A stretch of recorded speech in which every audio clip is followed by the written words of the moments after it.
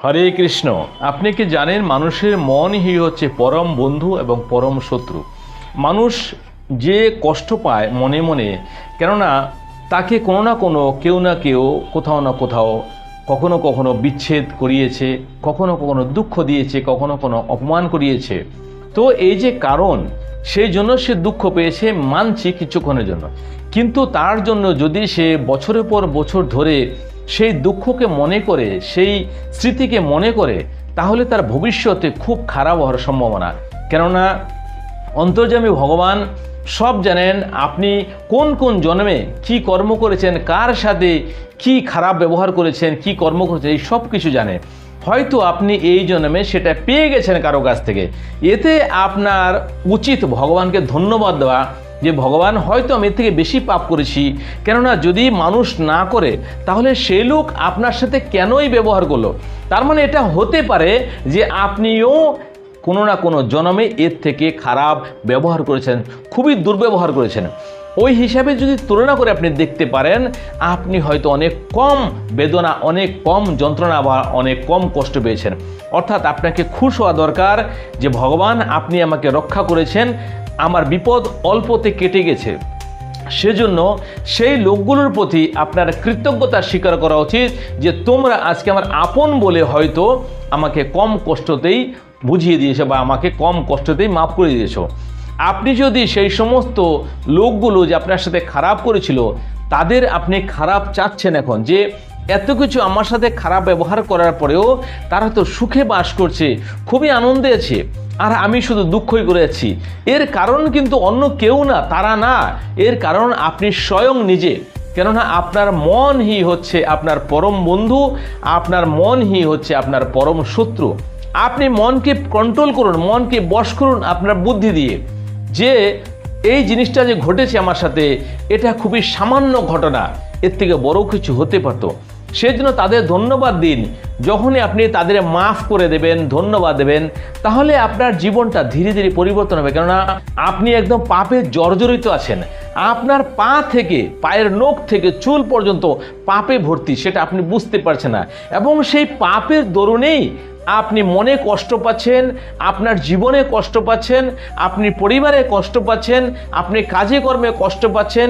যতই কাজ করছেন কাজের শেষ হচ্ছে না, এক না একদিকে কোনো অশান্তি লেগেই থাকে, এক না একদিকে কাজ শেষ হয় না, এবং আপনি ভালো মতো বিশ্রাম করতে পারছেন না, ভালো মতো ঘুমাতে পারছেন না, কোথাও গিয়ে শান্তি পাচ্ছেন না।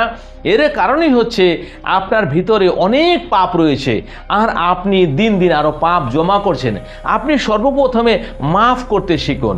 মাফ করা হচ্ছে পরম ধর্ম, এবং ভগবান যতটা দয়ালু, আমরা এত এত পাপ করি তারপরে ভগবান আমাদের প্রতিদিন মাফ করে দিচ্ছেন। আর আপনি এমন কি মহান হয়ে গেছেন, বা আপনার এমন কি ক্ষতি করে ফেলেছে কেউ? কাউকে তো মার্ডার করে ফেলেনি, বা আপনাকে মেরে কেটে ফেলেনি। তাহলে ছোট ছোট জিনিসগুলোকে নিয়ে নিজের এবং নিজের পরিবারের বা নিজের সন্তানের কেন আপনি খারাপ চাচ্ছেন? যখনই মনে করবেন আপনি কারো খারাপ চাচ্ছেন, কোনো দিন সেই ব্যক্তির খারাপ হবে না। আপনার ভাবনা অনুযায়ী ভগবান আপনাকে সেরকম জীবন তৈরি করে দেবেন, সেরকম মুহূর্ত, সেরকম ঘটনা উপস্থাপন করে দেবেন যেন আপনি সেই দুঃখটা অনুভব করতে পারেন। কেননা আপনি তো সেই দুঃখে আনন্দিত হচ্ছিলেন, অন্যের দুঃখ পেলে আপনি আনন্দিত হবেন। কিন্তু সেটা যে আপনার জীবনের দুঃখ হয়, তাহলে কি আপনি আনন্দিত হতে পারবেন? কিন্তু তারপরে আপনি চাইছেন সেই জন্য ভগবান আপনাকেই দুঃখ দেবে, তাহলে আপনি অনুভব করতে পারবেন যে অন্যের জন্য দুঃখ চাওয়া, দুঃখ ভাবা কতটা কষ্টদায়ক হতে পারে অন্যের।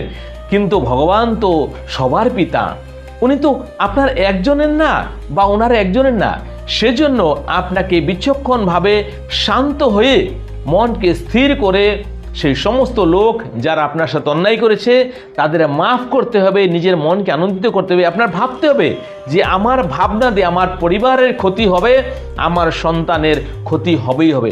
অর্থাৎ আমি এই সমস্ত দুশ্চিন্তা বাদ দিয়ে ভগবানের চরণে প্রণাম করে, যে ভগবান আমাকে আরও সৎ বুদ্ধি দাও, আমার মধ্যে ধৈর্য দাও, আমার মধ্যে শক্তি দাও, সহনশীলতা দাও, আমার চিত্ত শান্ত করো, যেন লোকের আমি কোনো জীবের যেন আমি ক্ষতি না চাই, কারো দুঃখ দুর্দশা না চাই, আমার মনটা সেরকম নির্মল করে দাও প্রভু। এই সমস্ত করে প্রার্থনা করুন, তাহলে আপনি শান্তি পাবেন। এবং সেই সমস্ত লোকগুলো যে করেছে আপনার সাথে, তার যদি পাওনা থাকে, সে যদি সত্যি সত্যি আপনার সাথে তেমন কোনো খারাপ করে থাকে, তাহলে তারও হিসাব হবে। কিন্তু তার দণ্ড দেওয়ার তো মালিক আপনি না, আপনার হাতে কোনো অধিকার নেই। এই দুনিয়া, এই জগৎ আপনার দ্বারায় চলছে না, ভগবানের দ্বারায় চলছে। সেটা যা পরিণতি যার হওয়ার সেটা হবে, কিন্তু আপনি পরিণতি খারাপ চেয়েও কারো পরিণতি খারাপ করতে পারবেন না। আর যদি আপনি জোর করে তার পরিণতি খারাপ করতে চানও, মনে রাখবেন আপনার কোনো না কোনো জন্মে তারও হিসাব হবে। এবং তখন আপনিও ভাববেন যে আমার সাথেই বা কেন এরকম হলো, আমি তো কিছু করিনি।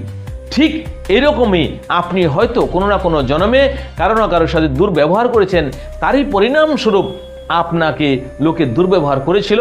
সেই সমস্ত কথা ভুলে গিয়ে আপনি একটা নতুন দিন আজ থেকে শুরু করতে পারেন। হরে কৃষ্ণ, হরে কৃষ্ণ।